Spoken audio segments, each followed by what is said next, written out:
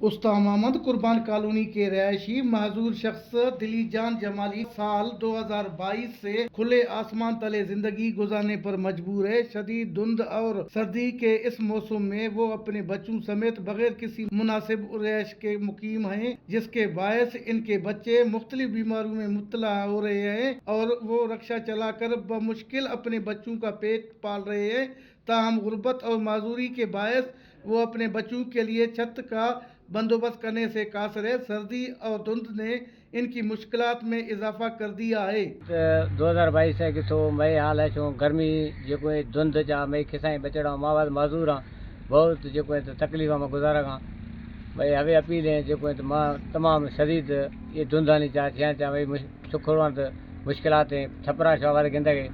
बराए खुदारा government appeal है तो भाई मदद आखा कमरो ठारें था सर मां हवे मुतालबात यको खना आगू अगे दिखा दें मर्शी दिखा दें बावी है कि तो बिल्कुल शेयर कोई वसाइल नहीं हवे तंबू चा हवे टेंट हो मनहड़ी चा गुजारा के कब तो मजूर है माँ गर्मी घोर चा धुंध चा थे ता माँ गरीब है घोर मारा तंबू है मारा कमरा ठाइन दे बस मैं शे हवे अच्छे।